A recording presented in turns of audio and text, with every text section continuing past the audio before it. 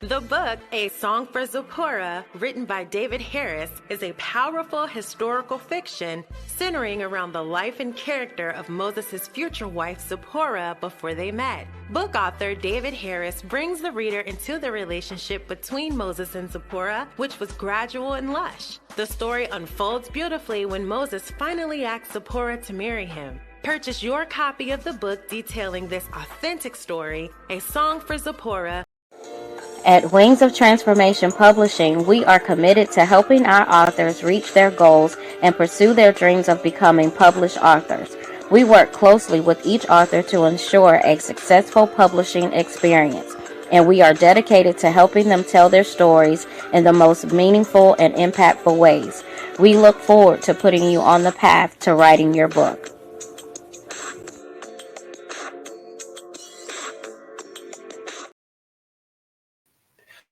Good morning, and good afternoon. I want to thank you guys for tuning in for another episode of the Free Texas Campaign, Voices from Behind the Walls of TDCJ. Of course, I am Queen Angela, and I want to thank you guys that have been sharing these videos, sharing these clips, sharing these reels.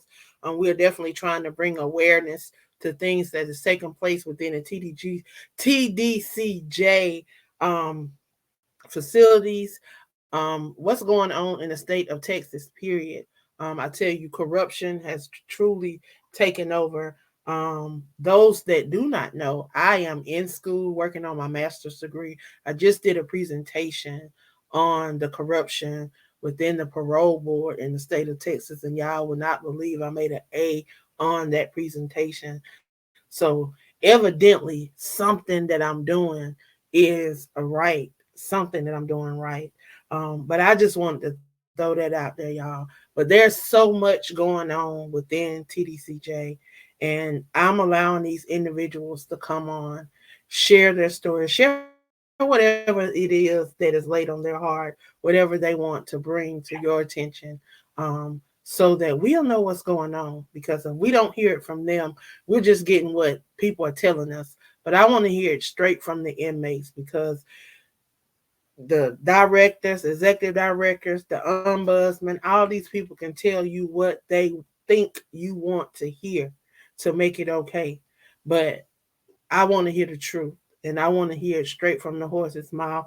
I don't want the he say, she say. I want it straight from them. So that's why I do what I do. So if y'all would, please share this in your circle of influence, because you never know who may need this, who may have a family member that may be in these similar situations, or you never know where you may find yourself in a situation like this, and you'll know how to prepare yourself and how to handle yourself.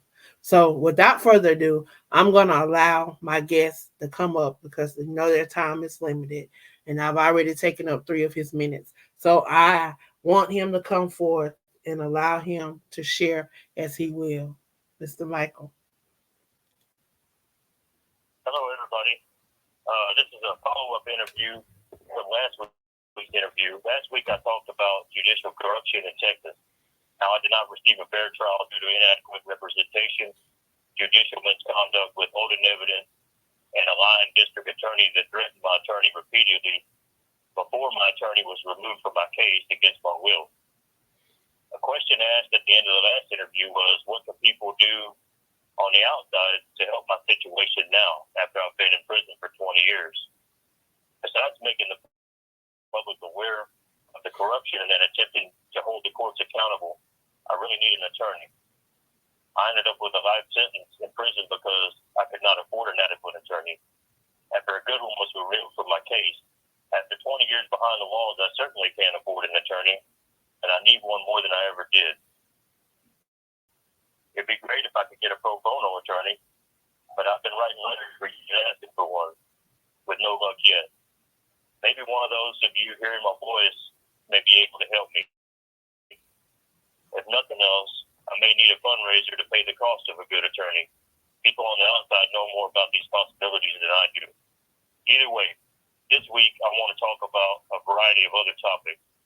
What I've experienced firsthand after being sentenced to life in prison by Williamson County, some inhumane things I have experienced, corruption corruption in the Texas Department of Criminal Justice, the lack of rehabilitation in the TDCJ system, the flaws in the parole system, and some solutions to the problems. That's what's most important. That's a lot of ground to cover, so I'm just going to jump right in. The first thing that happened to me after being sentenced was in the middle of the night, an officer came to my cell and said, "You're on the chain. Let's go. Get your stuff. Hurry up. They're waiting for you to get on the bus." Another officer had arrived, and they both began to scream at me. I've been in segregation for 19 months now and was accustomed to being in a cell. I was so accustomed to being in that cell that it caught me off guard. These guys didn't give me a warning, time to prepare or pack my property. They just screamed at me. "Put everything in your bed sheet now. We will drag you out of the cell. Hurry up. Let's go now." So I moved as fast as I could. They put the cuffs on me, put shackles on me, and as I shuffled down the hall with all my property and wrapped in my bed sheet held in front of me, they continued to shout at me, "Hurry up. Come on. Don't make me drag you down this hall." We had to get in an elevator to get to the booking area, and the officers never stopped yelling at me until I reached the booking area to be processed out. Come to find out, after all of that drama, there was no hurry at all. I waited in the booking area for about 5 hours before being processed. When given my property to be transferred, I found out that a very special watch that I had been wearing when I was arrested had been stolen from my property. It was a Breitling chronograph. That would cost over $10,000 today. Evidently, one of the officers stole it. My mother tried to get Williamson County to locate it, but they lied like they do so well, and they told her that the officers had to cut it off my wrist when I was arrested. They said the watch was destroyed.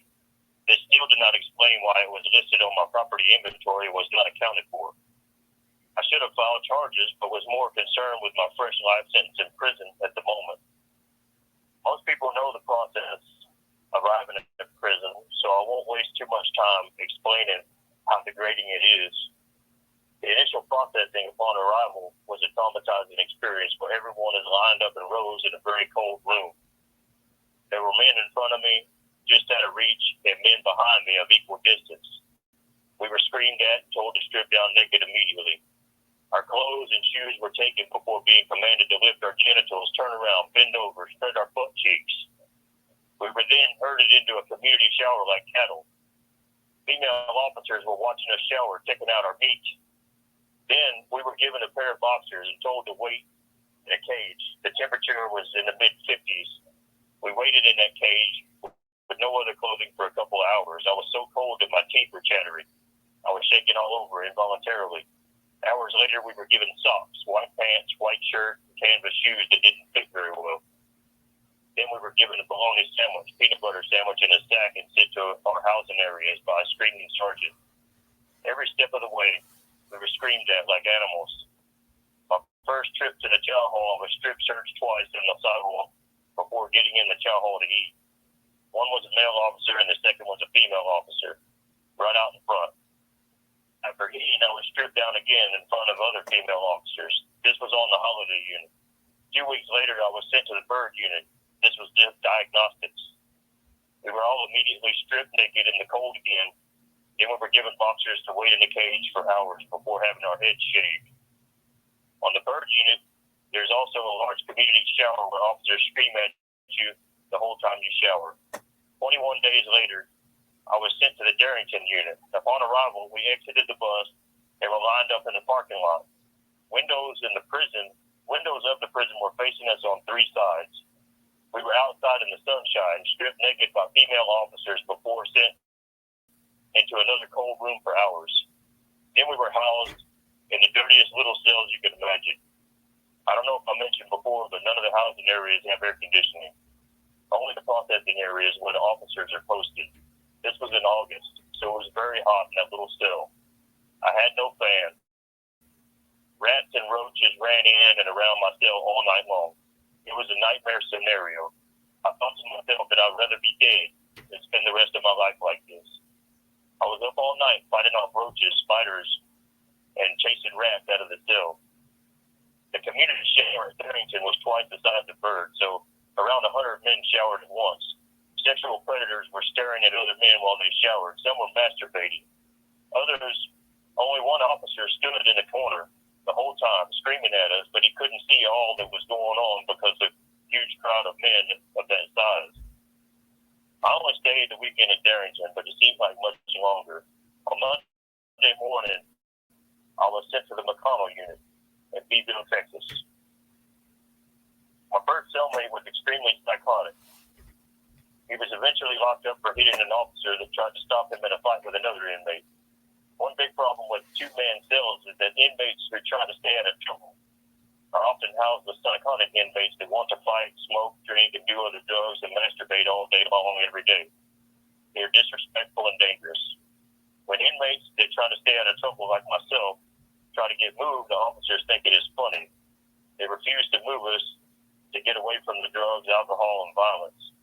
We are forced to defend ourselves, and then we get in trouble when violence occurs, even though we went to ranking officers, making them aware of the problem before the violence even happened. It is entertainment to the officers. They want to see us get in a fight.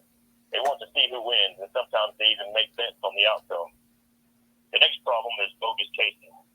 My first case was for refusing to turn out for work. This was about a year after getting to the McConnell unit. I was housed in a cell. The door never opened. I could not open it and did not know that I was even given a job. A sergeant came to my door to serve me a case, and I explained this to them. The case went through, and I was found guilty. How could I possibly be guilty when no one opened the door or told me to go to work? It would have been impossible for me to get out of that cell to go to work. Then in 2008, my next cellmate tried to escape while I was asleep in my bunk. I had no idea anything was going on. He was a gang member from El Salvador. I was a Christian who minded my own business. The night before, I had gone into my cell to find a 6'3" white guy on the top bunk, asleep. I knew my cellmate earlier that day was a short Hispanic, but it wasn't uncommon to get a new cellie on any given day. Whenever it happened, I didn't question it. I had no sense of it that. All I knew was that I was in my cell where I was supposed to be, and I went to sleep. ID cards were on the door, so when the officers counted, they gave them. Now, if the ID didn't match the man in the top bunk, that was the officer's problem and their job to find that problem, not mine. The next morning, we were woke up by officers screaming, "Get down on your knees, face the back of the cell, put your hands behind your back." Now, this was a strange way to wake up. Something was definitely wrong, but I had no idea what. I was cuffed, taken to medical in my boxer shorts, and then to lockup. I was locked in a small cage for 5 hours before anyone told me anything about why I was there.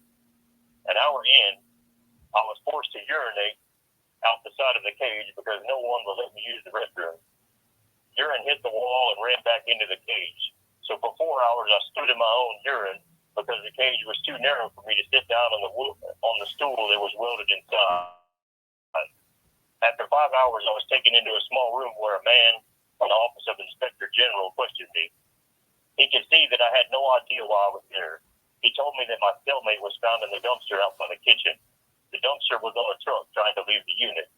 Count wasn't clear after breakfast, so they couldn't get out. This was all news to me. I was held in pre-hearing detention for 30 days before going to court. Then I was found guilty in a kangaroo court proceeding. The captain refused to read the evidence that I had typed up, refused to allow me to read the evidence on tape, and I was sentenced to 14 days solitary confinement. Then my line class was dropped. I was reclassified as a G5 from a G3 status. 760-something days of good time was taken, which really doesn't matter, but all of this for being in my bunk and sleep, minding my own business. They even tried to give me another major case for possession of a controlled substance, which was ibuprofen, prescribed by the unit medical personnel. All of this was eventually overturned because they knew I'd done nothing wrong, but it was a horrible experience. It put my family through a lot of stress. In addition, it caused a financial burden because my mother had to drive 3.5 hours to talk to me in a cage all shackled up. Then an attorney had to help get me out of this mess I was wrongfully convicted of, and my parents had to pay for it. I've been given at least 6 bogus cases in TDCJ by officers who targeted me for different reasons. Some because I was a Christian, some because of my race, and at least one because they were just having a bad day. I have always been very respectful to the staff and other inmates. I do not cause trouble when I mind my own business. Some people even hate me because I'm too quiet, don't like to talk.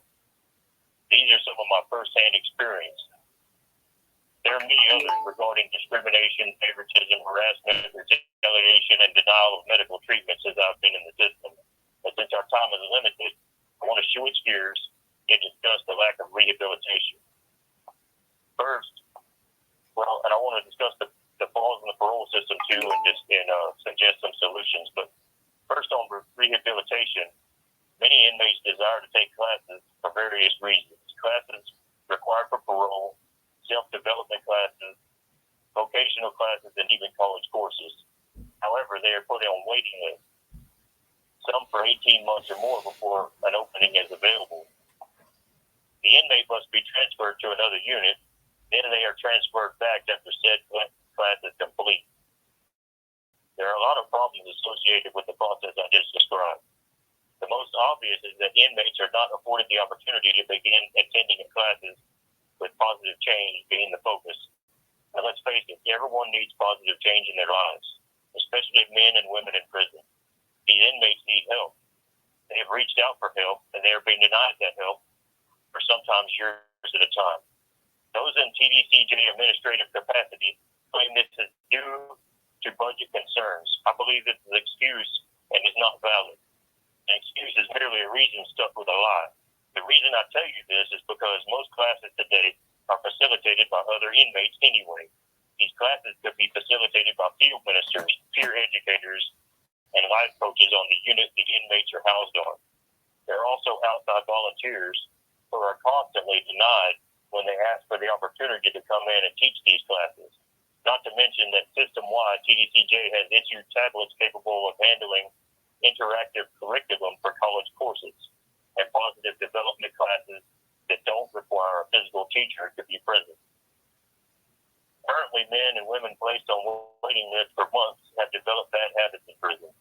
Some have joined gangs, indulged in drugs, alcohol, have become so depressed that they are not allowed to take classes, that they have even committed suicide. As I mentioned, some of these classes are required for parole. Parole have been granted with a condition of class completion. Some have to go so long to get in the class that they're released on parole is for a few months before discharging their sentence. This should never happen. It appears that the only reason that they are granted parole for a few months is to raise the number of inmates hold on electronic statistics to show the public. These things must change because society needs inmates to be rehabilitated before re-entering society. These inmates will be your neighbors someday. They need rehabilitation. It's in the public's best interest to make sure it happens. This brings me to the last topic. Parole system in TDCJ, on top of what I've just covered about parole, I know people that have been given a 1-year set-off for parole every year for decades now. How can this be justified when these individuals do not get in trouble? They work for the state with no wages 5 days a week. These guys don't even get good time applied to their sentence, bringing them closer to release. Well, maybe that's the answer right there. And let me explain. I also have known plenty of bad actors and individuals that are violent gang members who continually get into trouble. They've been on G4 minimum custody or G5 close custody for years at a time due to disciplinary problems for alcohol, drugs, and sexual misconduct cases within TDCJ. They finally get their custody level dropped before seeing parole for the first time and are released with an FI1. This is basically immediate release within 30 days. This happens in Texas all the time, and it appears that this is not a coincidence. Those individuals have done nothing positive in prison. They did not work for free to keep the incarceration machine running smoothly. In fact, they disrupted production. They weren't making the state money. They were costing the state money. So they were set free. If you want to go home in Texas, it looks like you have to behave like an animal, never be respectful, be a sexual predator, be violent, and get rewarded with parole. However, the guys who follow the rules and work for free have no choice but to stay for decades, being denied parole repeatedly. That that way they can make the state more money, make the machine run smoothly. The state does not want to let their good workers and good people out. Then the system wouldn't run so smoothly. And on top of this, the parole board knows that the bad actors will be right back, usually with a due case. That means more revenue for the counties and making recidivism rate statistics look bad to further the agenda of mass incarceration. It all boils down to one thing. It's all about money, money, money. The public is unaware, and they need to be educated to see the scheme at work. Maybe that is part of God's plan for me, to expose the corruption, educate the people, and bring about positive change in the state of Texas. Millions fall prey to the Texas judicial system. It could be you someday, and it needs to stop. Incarceration should only be for those who refuse to change and refuse to obey the laws in place. Another lie to be exposed is that Texas says I get good time or work time in prison. Although I do get a piece of paper that shows good time and work time calculated, it is meaningless. That piece of paper is called a time sheet. All of this information looks good on paper, but the time does not apply to my sentence. An aggravated sentence in Texas does not allow good time or work time to affect your parole eligibility or release date. It is a great deception. This also means that inmates with aggravated sentences have no incentive to practice good behavior or to work the jobs that TDCJ commands us to work for no pay. It should also be noted that no one in Texas has been sentenced to labor in the penitentiary for many decades, yet we are forced to work every day without pay. Here's another discrimination in the parole system. Remember, there's supposed to be equal protection under the law. Under earlier legislation, aggravated crimes served less time before parole eligibility. For example, a life sentence would only serve 12 years before parole eligibility. Now I have to serve 30 years for eligibility for the same crime and the same sentence. Some of the earlier guys are my neighbors and have been home and back to prison since I've been here. They were given a chance to go home but failed. Why shouldn't I be given a chance, at least one chance? Some of these men have returned multiple times on violations. Why should I have to serve over twice as many years as they do just to see parole? In addition, if my good time and work time counted, I would have seen parole over 5 years ago. As it stands, I still have over 9 years to even be eligible. Now, keep in mind, too, that eligibility does not mean that you're going to get parole. It just means that you're eligible to be reviewed. I propose some solutions for the parole system which start with a review of individuals on parole first.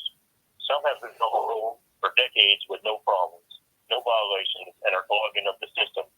Now I'll tell you why.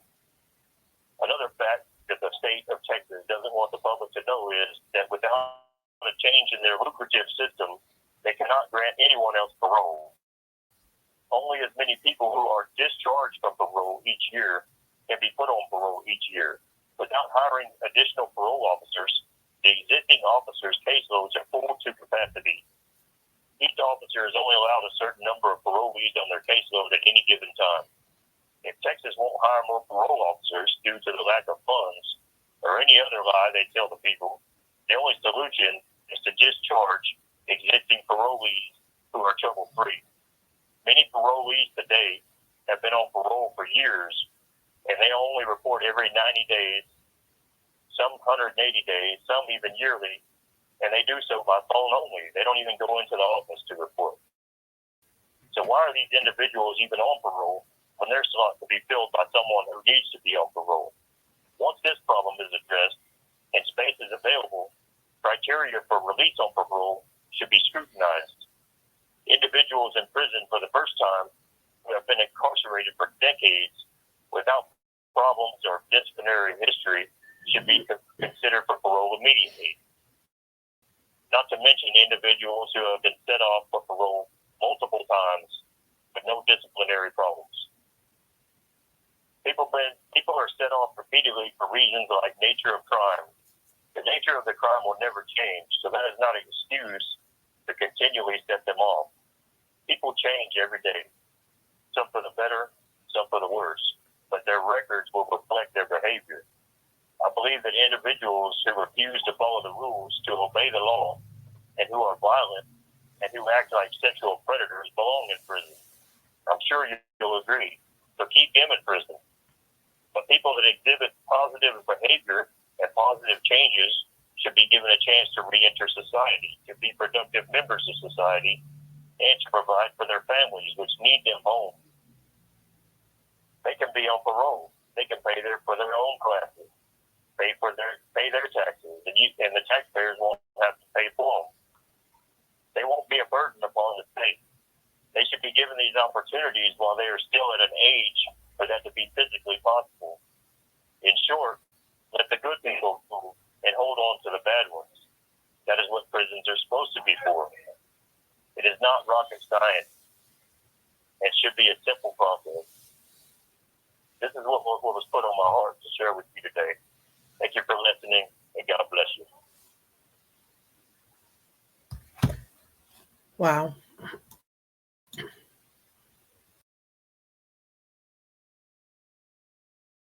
For sharing. I tell you, I just did a paper on corruption in the parole board. I actually had to do a 5-minute presentation, and I tell you, I didn't think I was going to do good on it because my actual paper was 10 pages, and I had to cut it down to 5 minutes. You go from 10 pages to 5 minutes because it's a lot. It's a lot to cover, and to have to cover it in 5 minutes. Like, I had to state the problem, then I had to address the problem, provide a solution, then do a plan of action. Man, I mean, 5 minutes, but I got an A. Man, I got an A.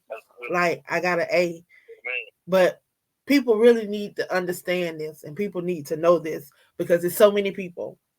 Like, first, corruption has caused a lot of you guys to be in there, yet some of y'all may have done your crime or whatever, but the sentences that they given you guys and how they got you guys there were wrong and was corrupted, and some of you guys should be home.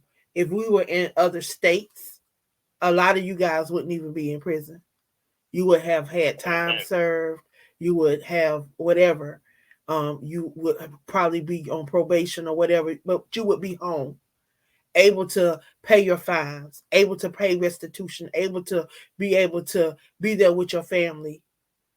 And I don't get the state of Texas. I just don't get them. I don't get how they think that ruining lives is doing anything. Now, imagine, just imagine a state that has been corrupt for decades, and then you have judges that will constantly write off your complaints and write off your judgments and write off your lawsuits and hold it, and then they're denied, and then they won't send you the stuff. So I've been doing some research, been Googling, been trying to find out, is that common in Texas? And yes, it's common in Texas. It has become a common thing.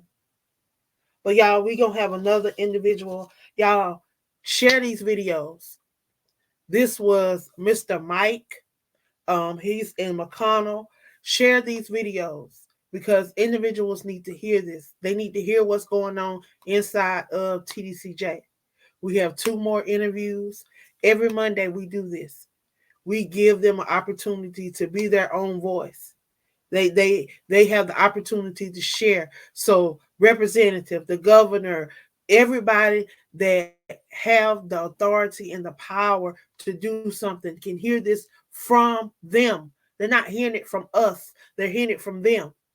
Because when you hear it from the third parties and the in-between people, the story ain't the same. Like, I got a total different story from some administrative people when I'm getting a different story from the inmates. So who's telling the truth? All of the inmates are not going to be lying when they're not even in the same place. So we got to make this make sense. And right now, the administrators are not making it make sense. The correction officers are not making it make sense. The inmates have proof. The inmates are proving time after time after time after time that these people are abusive and they're abusing their power. Y'all, something got to change. And if the governor can't do what he need to do as the governor and make sure that these things stop and that these prisons are doing what they're supposed to be doing, then the Department of Justice need to come in. The FBI need to come in. They need to come in and do and take over and get these places back in order, because a lot of these places are run down. They should be closed. They're not fit for animals. So why would you even have humans there? We're not even going to talk about the food. And we know that the food, we know what's been going on with the food, because we've had visits where food had to be destroyed and thrown out. So we're not even going to talk about the food, but at least they are addressing the food issue.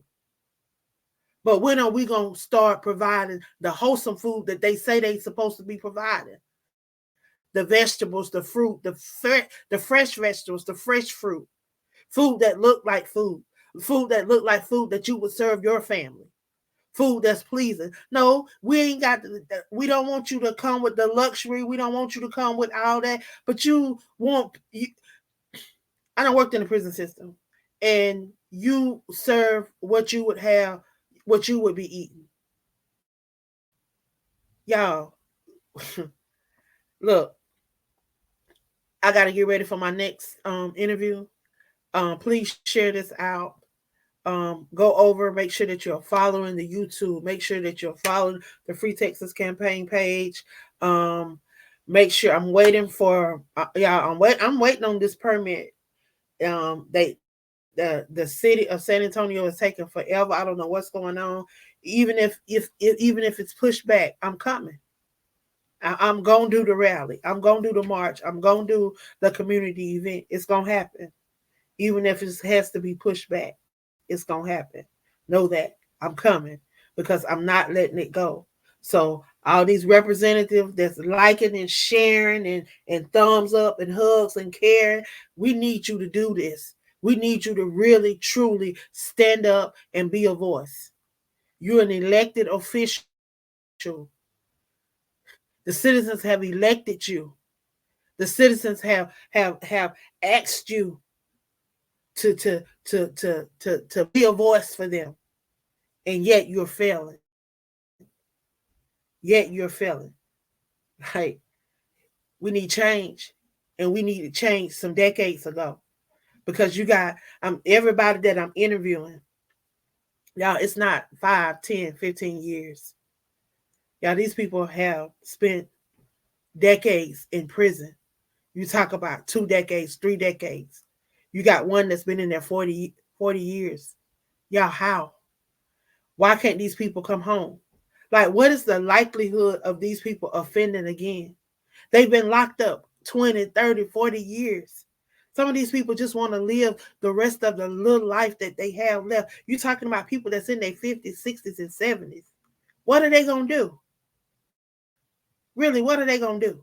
That's what we need to talk about. Really, what are they going to do? We need to start a campaign to get these elderly, older people out of prison in the state of Texas. If they over 50, they need to be on their way home, and they need to be working on a program. If they got to individualize them a program to get them home, they need to individualize them a program to get them home. And if they don't have, look, I'm ready to volunteer my services. If you don't have what you need to do what you need to put these programs in place, look, I'm here. I'm willing to volunteer my services. I'm willing to come on board to do whatever. Yeah, it's time out. It's time out for people not doing their job. We got elected officials that need to be opening their mouth and talking and allowing these bills to pass that would bring some of these people home. Greg Abbott, you are one of them. You keep vetoing bills for what? And you have the power to make an executive order to address the overcrowding in the understaffed, yet alone the food. Like, for real, do your job. That's how we asking.